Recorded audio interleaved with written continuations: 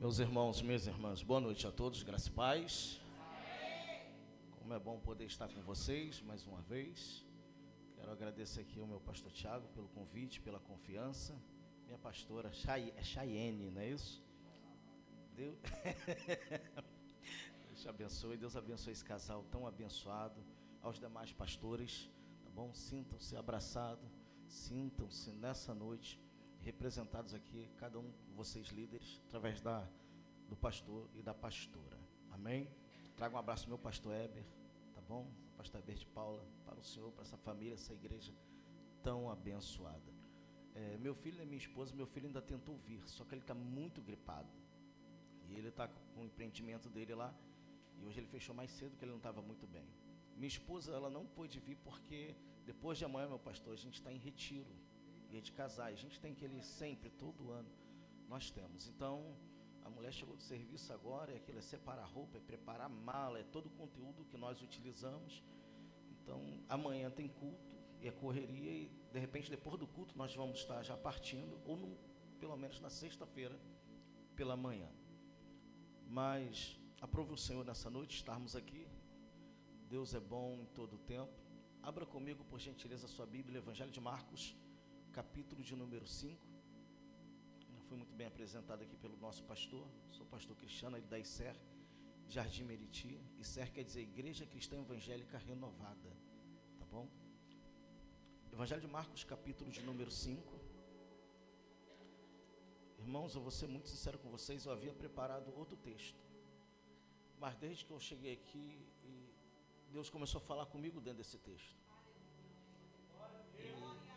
Ele está falando comigo aqui nesse exato momento. Se não for para todos, pelo menos é para alguém aqui nessa noite essa palavra.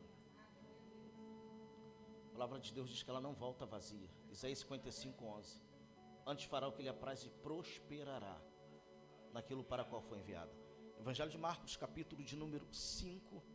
Faremos menção do verso de número 1 ao verso de número 10. Se conseguir, isso, colocou aqui na tela, está aqui na minha retaguarda. Com certeza está ali, a versão é Almeida Corrigida Fiel. Serão 10 versículos, tá bom? Prometo aos irmãos que vou tentar ainda acabar antes do horário que o pastor me deu tempo, tá bom? Mas vou entregar tudo aquilo que Deus está falando. Diz assim o texto: e chegaram ao outro lado do mar, à província dos... Verso 2. E saindo ele do barco, lhe saiu logo ao seu encontro dos sepulcros um homem com um espírito imundo. Com espírito imundo. Repita, espírito imundo. O qual tinha sua morada nos sepulcros, e nem ainda com cadeias o podia alguém prender. Porque tendo sido muitas vezes preso com grilhões e cadeias, as cadeias foram por ele feitas em pedaços, e os grilhões em migalhas, e ninguém o podia amansar. E andava sempre, de dia e de noite, clamando pelos montes e pelos sepulcros, e ferindo-se com pedras. E quando viu Jesus ao longe, correu e adorou. E clamando com grande voz disse: que tenho eu contigo, Jesus, Filho do Deus Altíssimo? Conjuro-te por Deus, que não me atormentes. Porque ele dizia: sai deste homem, espírito imundo. E perguntou-lhe: qual é o teu nome? Ele respondeu dizendo: Legião é o meu nome, porque somos. E rogava-lhe muito que os não enviasse para fora daquela província. Vou ler esse 10 de novo. E rogava-lhe muito que não os enviasse para fora daquela província. Vou ler pela terceira vez para você gravar bem esse versículo. E rogava-lhe muito que os não enviasse para fora daquela província. Somente até aqui, tome seu assento. dando glória do tamanho da sua vitória. Queridos, a base fundamental do ministério de Jesus Cristo aqui é ensino. Ensino. Jesus, ele inicia o seu ministério, e uma das primeiras coisas que ele vai fazer é justamente trazer palavras de ensino. Tanto é, se você pegar Mateus, o Evangelho, capítulo de número 5, está lá as bem-aventuranças. E ele vai estender esse ensino até chegar em Mateus, capítulo de número 7, onde ele vai fechar uma parte sobre alicerce, a partir do verso 24, dando um ensinamento tremendo sobre os dois alicerces: o homem que edificou a sua casa sobre a rocha e o homem que edificou a sua casa sobre a areia. Ele vai dizer que todo aquele, pois, que escuta essas minhas palavras e as pratica, assemelhá-lo-ei ao homem prudente que edificou a sua casa sobre a rocha. A palavra prudente, ela tem um significado, ela tem um sinônimo, ela tem umas vertentes que está associada a ela como aquele que prevê, aquele que antevê, aquele que precede, aquele que é cauteloso, aquele que é responsável, aquele que não foge das suas responsabilidades. Então, todo aquele que ouve essas palavras e as pratica, assemelhá-lo ao homem prudente que edificou a sua casa sobre a rocha, algo bruto, sólido, fixo, estável. Ele vai dizer que desce a chuva, sopra os ventos, corre os rios, dá com ímpeto contra aquela casa, só que ela não cai porque ela está sobre a rocha. E depois ele vai dar a segunda parte ainda desse ensino, falando outro sim: todo pois aquele que escuta essas minhas palavras e não as pratica, assemelhá-lo-ei ao homem insensato que edificou a sua casa sobre areia. O que é areia? Fragmento de rocha. Deixa eu abrir um parênteses aqui. É como se Jesus estivesse dizendo o seguinte: não edifique a sua casa, não alicerce a sua casa em cima de fragmentos. A areia é fragmento de rocha.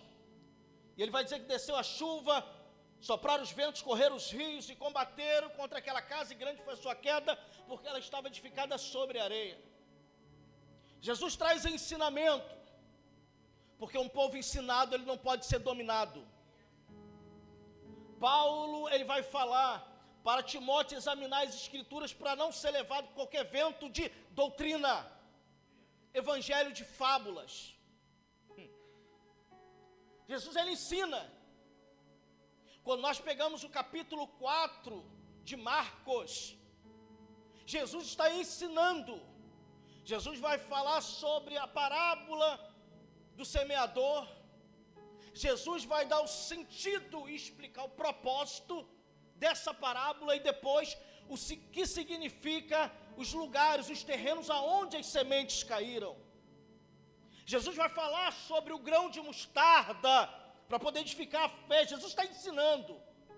E depois de um dia inteiro, Diego Jordão, meu amigo, Deus te abençoe. Como é bom te ver. Depois de um dia inteiro de ensino, do jeito que ele estava, a partir do verso 34, 35, vai dizer que ele libera uma palavra dizendo para atravessar para o outro lado, a cidade dos Gadarenos, a província dos Gadarenos. O tema da mensagem nessa noite é: nada mais será como antes.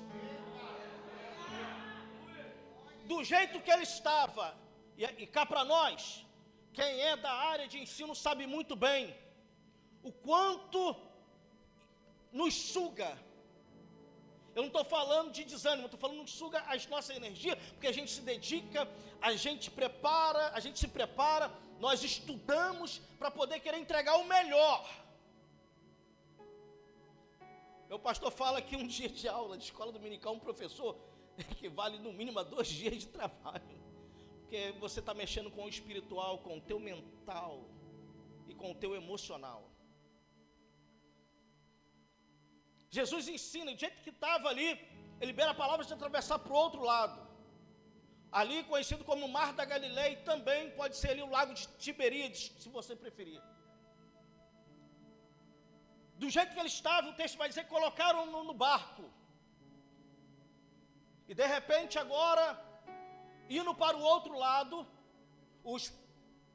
pelo menos uma boa parte dos discípulos conhecia muito bem aquele mar. Muitos eram oriundos dali e viviam, sobreviveram durante muito tempo da pesca ali. Então atravessar para o outro lado não era nenhuma dificuldade, não tinha nenhum mistério. Só que o texto vai dizer que de repente veio uma tempestade muito forte. Pastor, por que você está falando isso? Porque o capítulo 5, a primeira frase vai dizer o seguinte: e chegaram do outro lado. E tu vai entender, guarda essa informação. E chegaram. Só que agora no meio dessa travessia, capítulo 4, a partir do 35, vai dizer que uma tempestade se forma e vem contra o barco. O barco passa a ser açoitado, as ondas, enfurecido, vento forte. E a palavra açoite aqui no grego quer dizer bater com força. E tem hora que a vida parece que nos bate com tanta força que parece que a gente não vai conseguir resistir às pancadas. Mas eu tenho uma palavra para você: independente das pancadas que a vida possa te dar, tu está debaixo de uma palavra, o teu barco não quebra. Glória séria. E o texto vai dizer que Jesus adormece na polpa do barco, algumas versões na proa do barco. A pergunta que eu me faço é: como é que pode Jesus estar com os discípulos e agora ele adormecer? E o Espírito Santo fala algo comigo. Como os discípulos conheciam muito bem aquele mar, para eles não tinha problema em atravessar. E qual é o problema de Jesus adormecer agora dentro desse barco? Porque todas as vezes que eu me julgo ou me acho autossuficiente para resolver os meus próprios problemas, eu permito que essa presença adormeça. Todas as vezes que eu acho que com a minha capacidade, com a minha inteligência, eu consigo me livrar ou resolver qualquer tipo de problema, eu permito que essa presença adormeça na minha vida, porque eu estou me tornando autossuficiente. Só que chega um momento que não dá mais, e como não dá mais agora, eles vão acordar Jesus, eles vão despertar Jesus. E aqui, só para fechar rapidinho, a gente entrar no capítulo 5, Jesus vai dizer para o vento, para ele se calar, e para aquela tempestade o mar se acalmar. Então eu entendo que existem ventos que falam, porque o texto vai dizer que ele fala para se calar.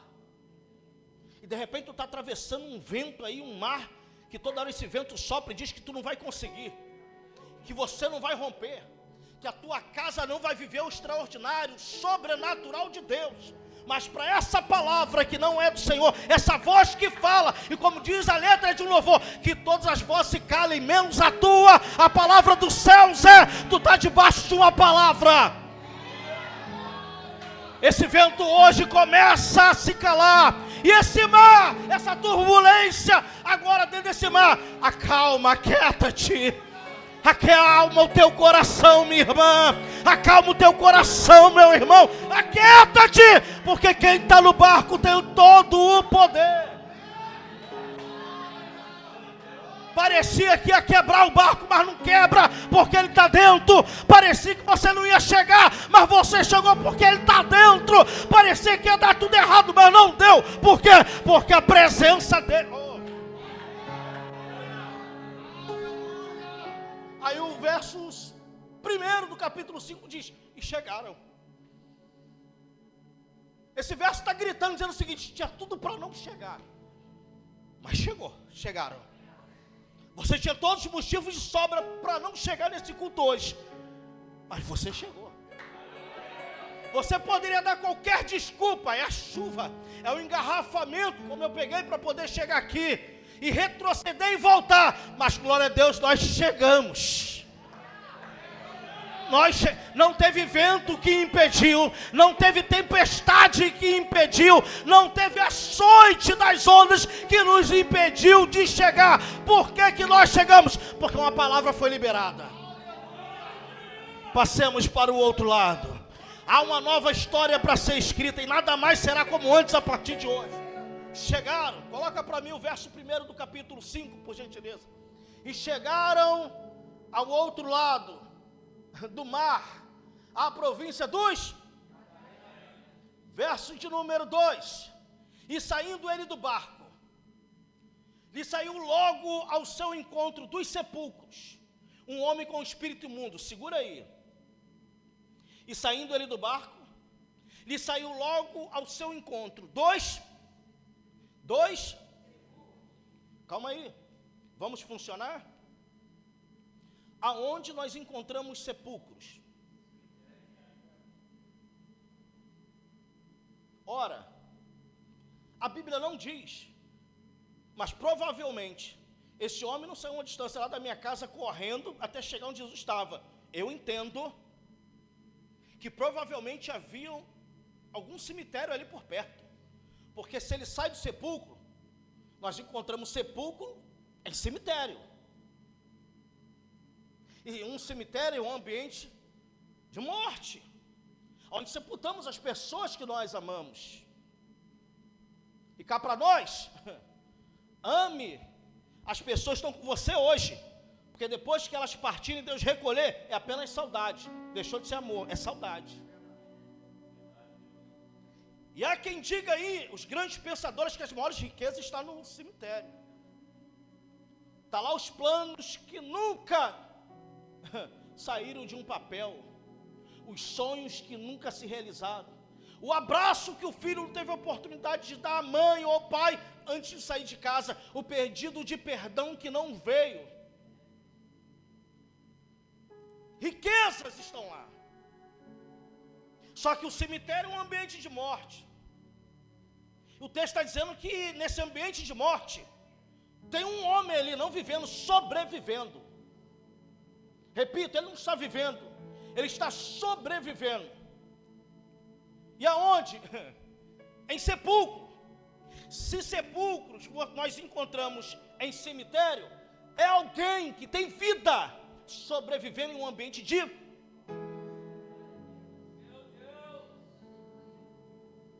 É alguém que tem vida, mas está sobrevivendo em um ambiente de...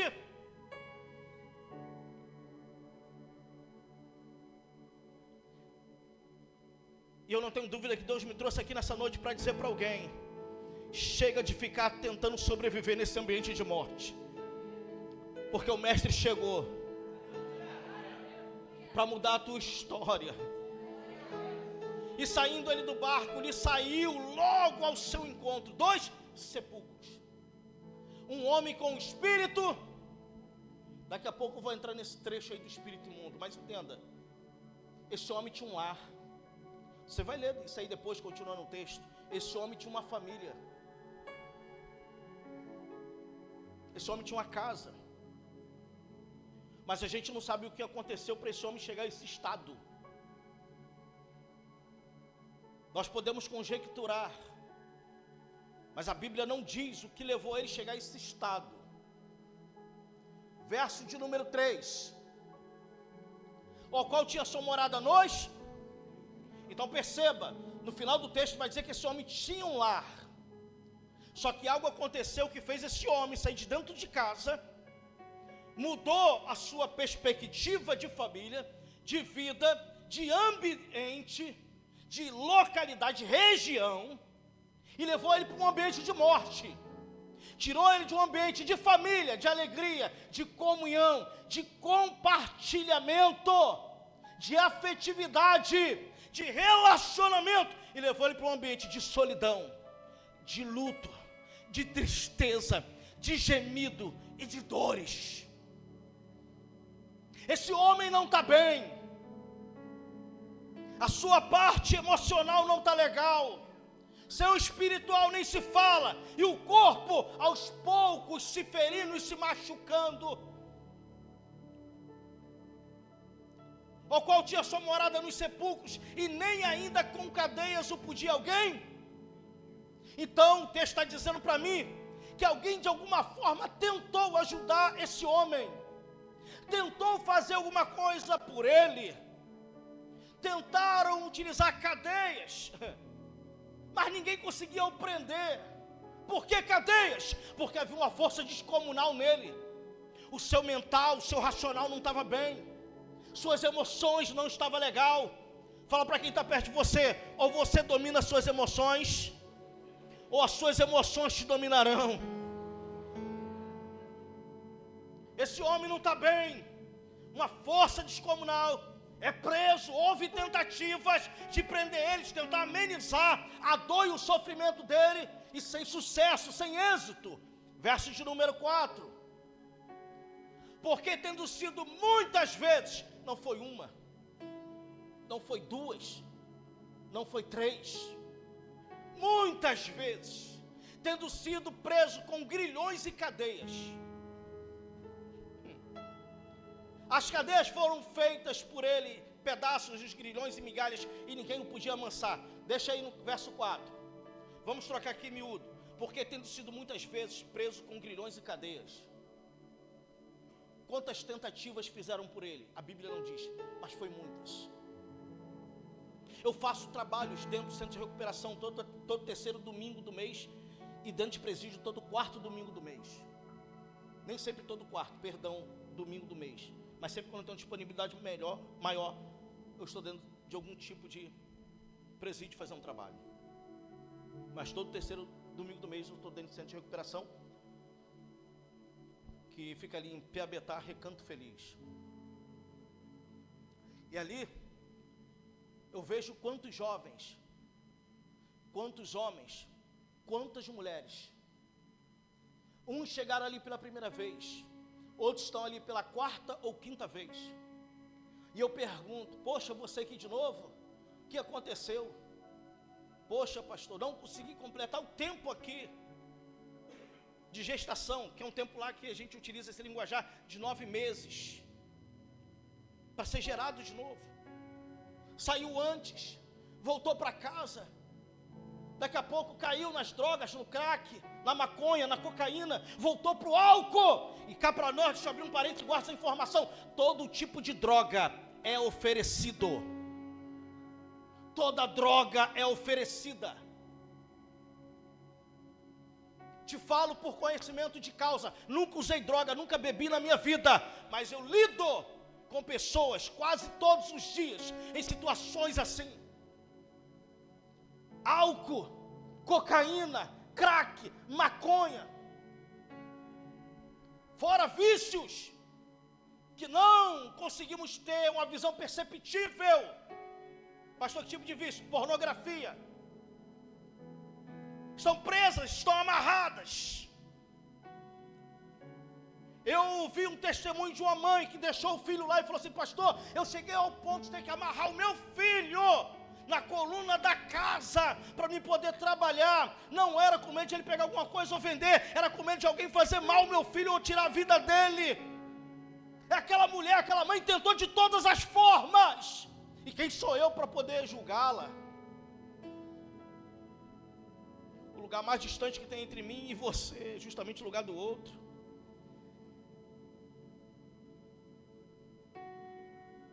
As drogas têm o poder de quebrar laços afetivos, vínculos.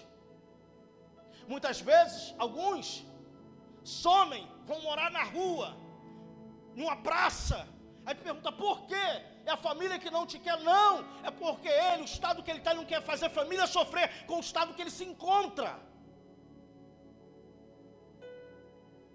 Quem tem alguém na família assim sabe do que eu estou falando. Quando você vai buscar e você consegue encontrar e trazer de volta, geralmente ele está num ponto específico que geralmente o pai e a mãe sabem onde encontrá-lo. E quando vai lá e traz ele de volta, ele chega em casa, só dorme.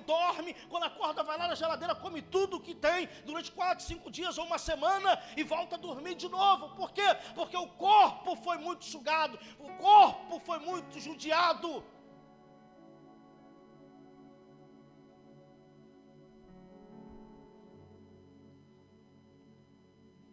Porque tendo sido muitas vezes preso com grilhões e cadeias. Não foi uma vez nem duas que tentaram. Não foi uma vez ou duas que tentou por causa desse casamento. Não foi uma vez ou duas que tentou pela vida desse filho, dessa filha, desse marido, dessa esposa. A palavra que o Espírito fala no meu coração é, não desista. Não desista. Para muitos ele não tem mais jeito, ela não tem mais jeito, Para muitos esse homem não tem mais jeito, essa mulher não tem mais jeito, mas Jesus, ele me dá uma lição tremenda. O quê? A graça atravessou o mar para encontrar alguém que para muitos não tinha jeito, do outro lado do mar.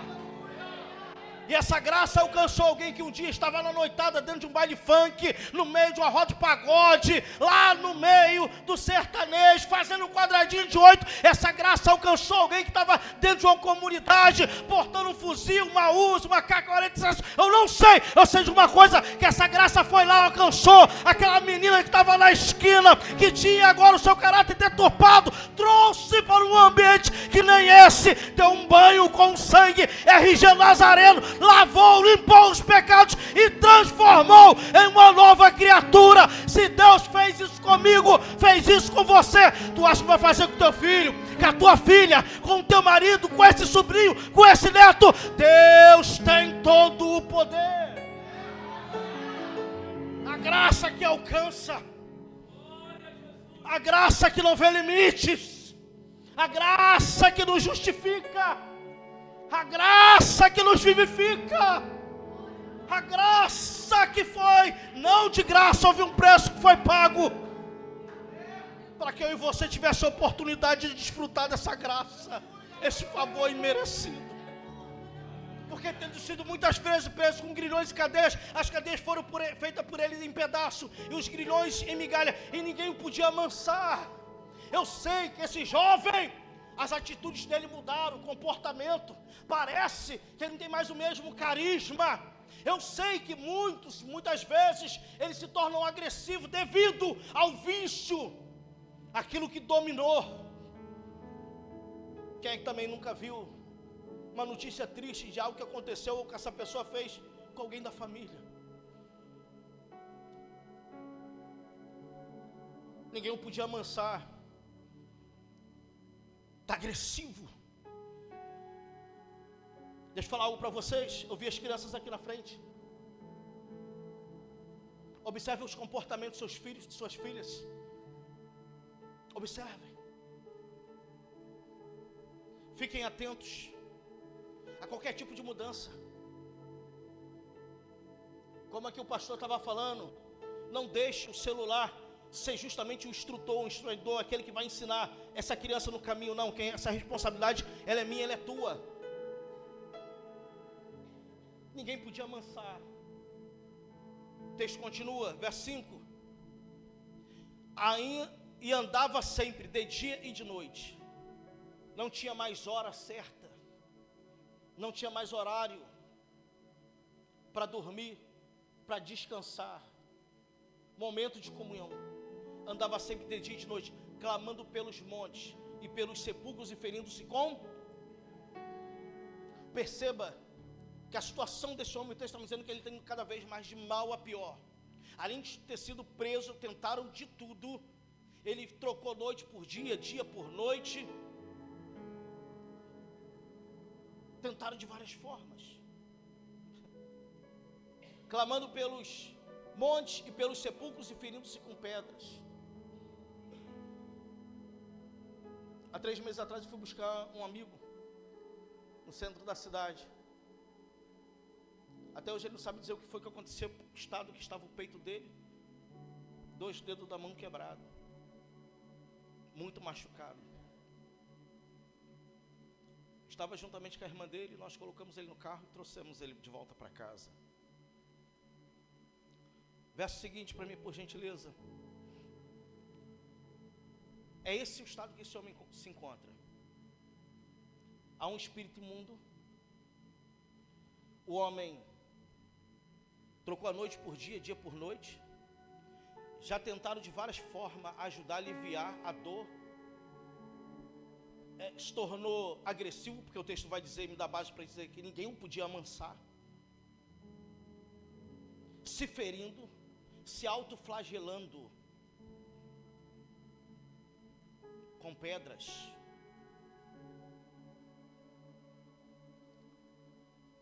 E quando viu Jesus ao longe, correu e esse homem está com um espírito imundo. Só que quando ele olha para Jesus, o texto vai dizer que ele corre e uma grande lição aqui.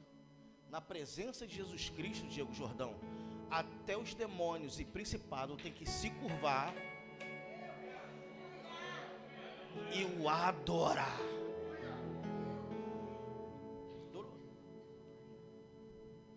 Verso seguinte: e clamando com grande voz, disse: que tenho eu contigo, Jesus, Filho do Deus Altíssimo, conjuro-te por Deus, que não me atormente.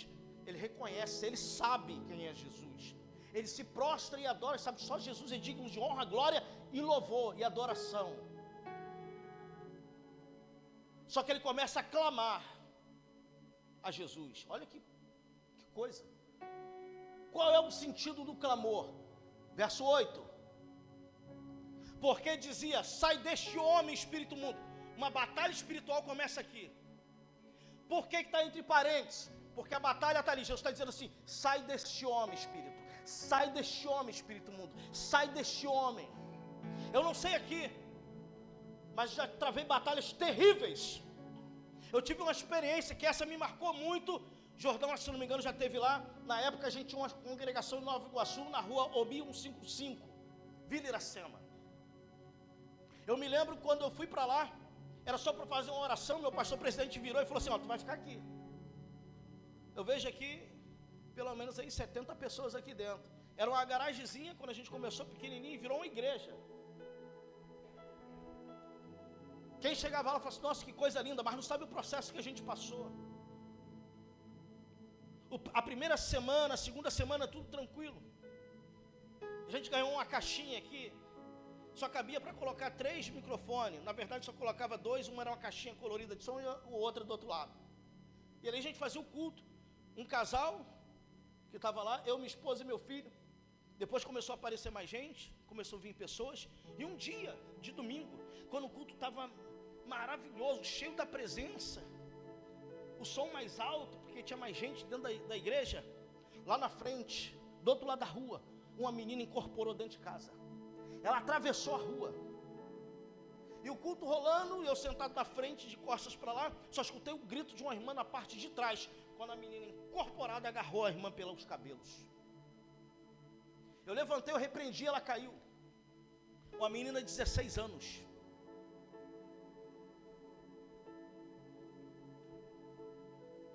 Uma menina que não tinha suas faculdades mentais normais. Mas naquele dia essa menina, ela falou pelo menos dentro da igreja 3 idiomas diferentes. Aquilo ali me marcou. Eu cheguei e falei isso para o meu pastor. Quando foi um determinado, praticamente um mês depois, havia uma palestra na nossa igreja. E quem seria o palestrante era o doutor Tércio. Você imagina, então, a igreja lotada. E eu, pastor, traz o pessoal de Nova Iguaçu, beleza. Até que a família, o pai e a mãe dessa menina falou assim: nós vamos. Eu já fiquei meio preocupado. Falei: pastor, vai vir uma família aí, a menina, aconteceu uma situação assim, beleza. Não, tá tranquilo. Deixei a menina com a família na parte de trás.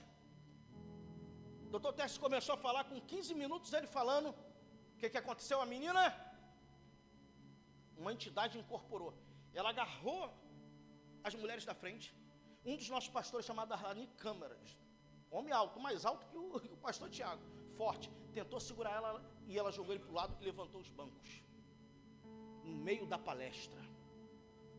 Eu vim correndo, botei a mão na cabeça dela, ela caiu, segurei ela nos braços, subi para o 2º andar, para a sala que era das crianças lá na igreja. E mais uma vez essa menina começou a falar, e eu não conseguia entender, pelo menos 3 idiomas. E lá na igreja temos um garoto que ele é um poliglota, pedi para chamar ele. E ele começou a falar o que ela estava falando. Pastor, ela está falando francês. Pastor, ela está falando espanhol.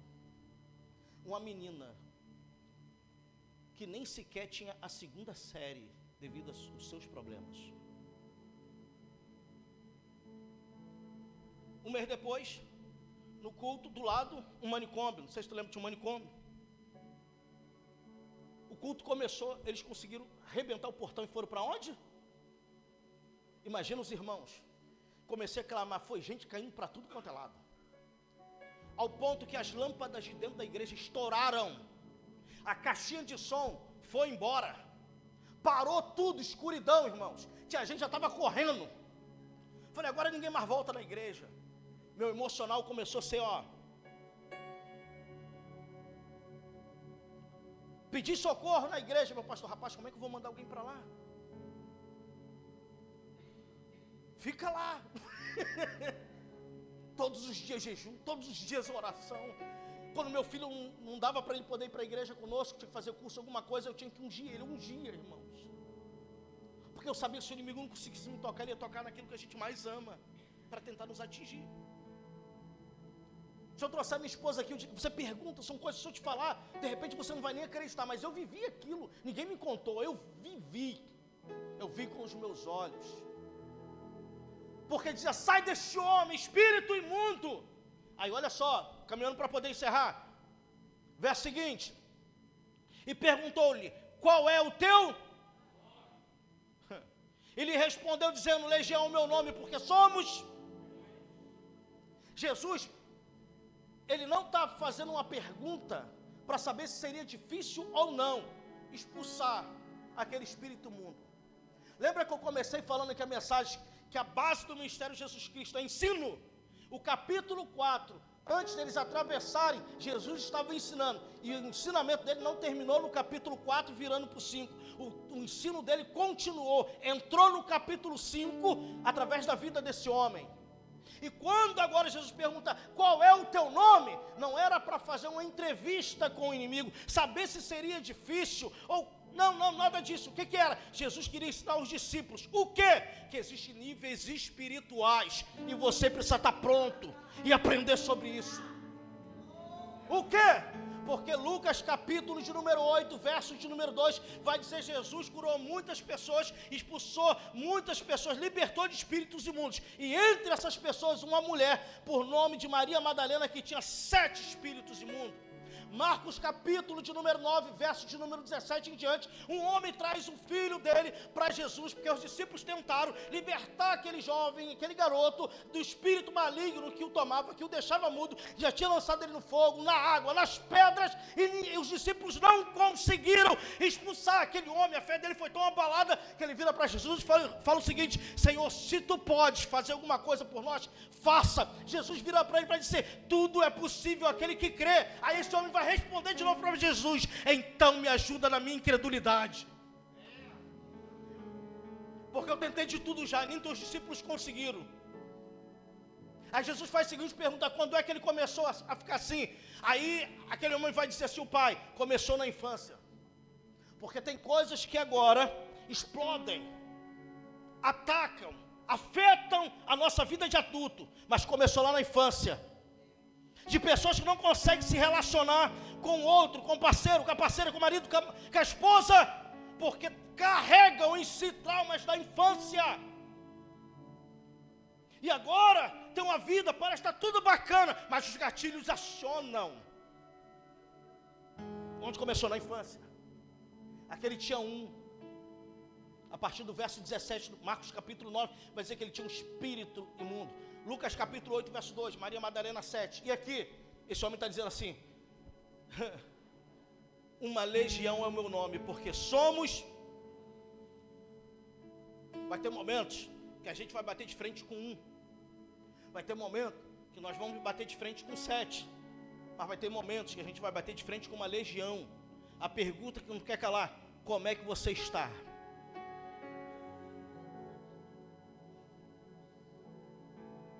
Como é que você está?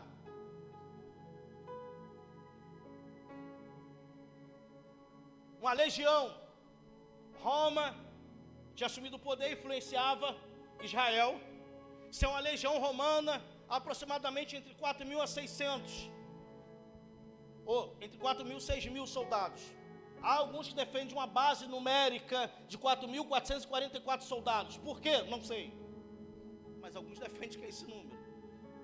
Mas entre 4, vamos dizer 3 a 6.000 soldados. Quando ele fala uma legião, ele está dizendo assim, somos uma legião, meu nome é legião, porque somos muitos. Vamos colocar aí entre 4 e 6 mil espíritos imundos dentro da vida daquele homem. Como é que esse homem chegou a esse ponto? Não sei. Eu não sei se um dia ele chegou aqui num legado e de repente aceitou Jesus. 7 dias depois ele voltou a beber, voltou a se prostituir, caiu aí na gandaia, no carnaval, voltou um mês depois, aceitou Jesus de novo, a casa estava limpa, já veio mais 7, agora quando chega aqui tem 14, foi indo e voltando, nunca conseguindo se enraizar, sempre muito oscilante. Eu não sei, pode ter acontecido isso. Mas uma legião está ali. Porque somos muitos. Verso de número 10, para a gente encerrar. E rogava-lhe muito que os não enviassem para fora daquela. Fechando aqui, sabe o que ele está dizendo? Senhor, não nos lance para fora da província não. Manda a gente embora daqui não. Meu pastor, minha pastora, esse texto, esse verso, ele grita no meu coração, que é como se dentro desse texto eu conseguia ouvir o inimigo dizendo o seguinte, ó: eu saio da vida dele, Senhor, mas eu não quero perder o controle da casa. Eu saio da vida dela, mas eu não quero perder o controle daquele quintal. Eu saio da vida dele, da vida dela, mas eu não quero perder o controle da cidade. É isso que ele está falando. Não nos lance para fora da província, porque ele utilizou aquele homem para ganhar atenção de toda a cidade. O intuito dele não era apenas o homem, o intuito dele era uma massa, era uma família, era uma região, ele era territorial. Eu saio da vida dele, mas não nos lance para fora dessa província. Aí a gente vem para um culto que nem esse, tremendo. Aí quando tu sai, vou com a minha vitória, quando tu chega lá, parece que a casa está de cabeça para baixo.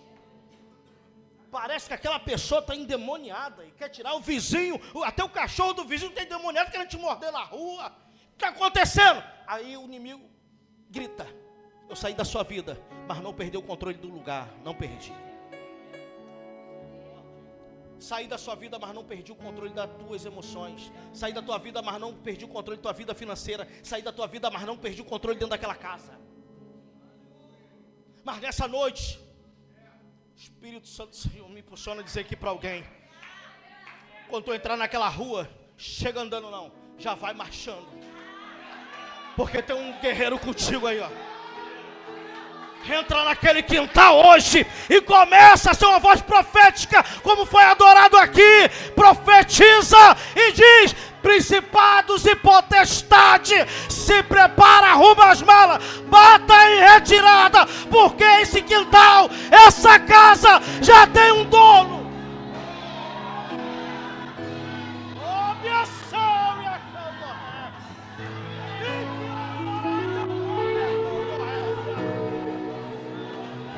vai lá naquele quarto, bota a mão naquela cama. Se tiver óleo, unge aquele quarto. E repreenda agora todo espírito imundo agora. Saia desse quarto. Meu leito não tem mácula. Sai da vida do meu esposo. Sai da vida da minha esposa. Sai da vida do meu filho. Não vou perder o meu filho para as drogas. Não vou perder para a prostituição. Não vou perder. Não vou. Eu te descobri. Eu te descobri. E aqui não tem mais lugar para você não. A minha casa, quem reina é o Senhor. Oh, minha sogra. Vai lá, vai lá, vai lá. Vai lá. Usa a autoridade que os céus derramou sobre a tua vida. Jesus disse: eis que vos dou poder. Poder. Poder. Autoridade. Autoridade. Aqui não. Aqui não tem mais pornografia dentro de casa. Aqui não tem mais essa batida aí, ó, desses funk proibidão. Aqui não. Por quê? Porque o general tá na casa. O guerreiro tá na casa. O Jeová Sabaoth tá na casa. Tá na casa. Se ele tá na casa, não tem lugar para espírito maligno nenhum. Sai agora. Vou liberar, sai agora. Sai desse quintal. Sai desse quintal. Sai dessa sala. Ei, redobre a tua atenção. A partir de hoje nada mais será como antes. Vai ter gente que até entra na tua sala. Vai ter gente que vai receber no quintal. Mas vai ter gente que vai ter que tu receber lá na rua. Entrar não entra mais. Entrar não entra mais.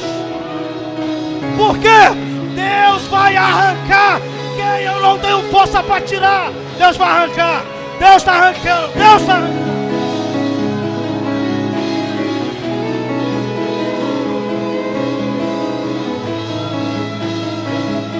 Segura um pouquinho, me perdoa, passei 5 minutinhos, pastor. Aqueles espíritos vão para os porcos, 2.000 estão ali. Aproximadamente aí 3 espíritos imundos para cada porco. Nem os porcos querem. O espírito toma conta dele, o que eles fazem? Se lançam um precipício abaixo. Meu Deus. Todo espírito de suicídio nessa noite cai por terra.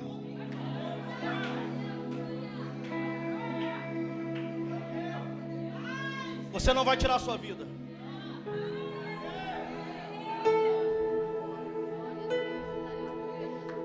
Porque às vezes parece que temos um problema e não conseguimos nos livrar desse problema. Se você tivesse a oportunidade de fazer uma pergunta para quem já partiu, tirou a própria vida, e perguntar se essa pessoa queria morrer, ela ia dizer para você, ele ia dizer para você que não queria morrer. E se você perguntasse então por que tirou a vida, porque ele ia dizer, ou ela ia dizer que tinha um problema tão grande que não sabia como resolver. Mas nessa noite a solução chama-se Jesus. Tua vida o inimigo não toca.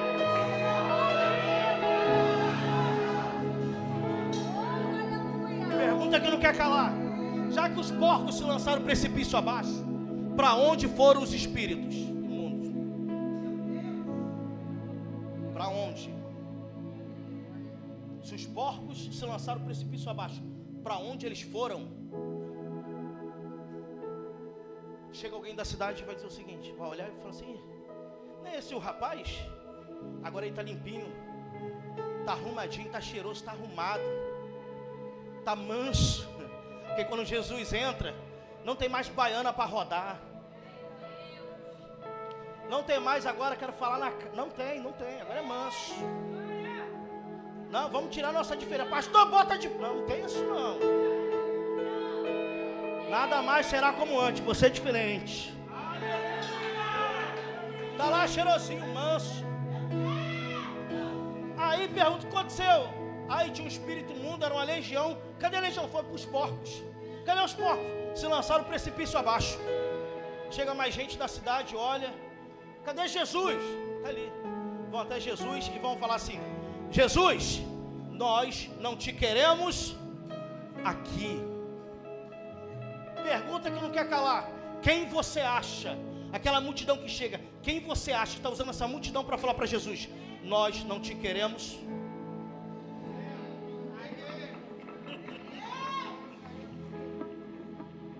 Jesus vai partir, não é aqui agora.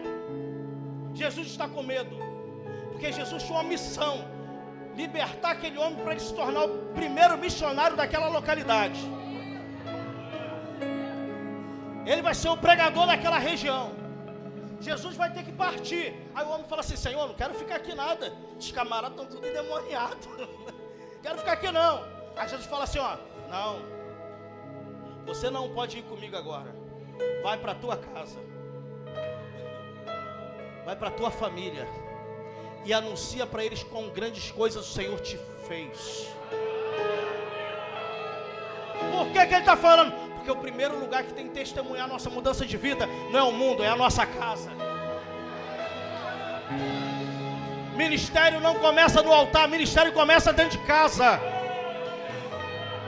Uma família estruturada na presença não é no altar, é dentro de casa. O maior ministério que eu tenho não é pastoral, chama-se a minha família. Sim, Senhor, prega lá. Por quê?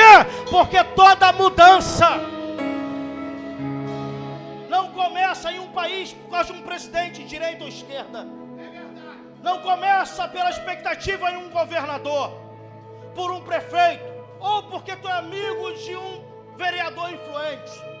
O que Jesus está dizendo é o seguinte: para mudar essa nação, para mudar esse estado, para mudar essa cidade, só precisa de uma casa. E nessa casa só precisa de uma pessoa que tenha coragem de nada mais na vida dela ser como antes, para me mudar essa localidade.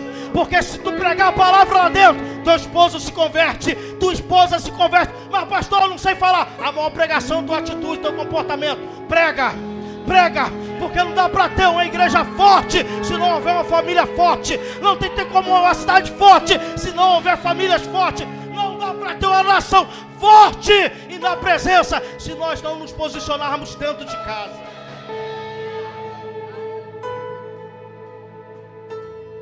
A mudança que nós precisamos começa dentro da nossa casa.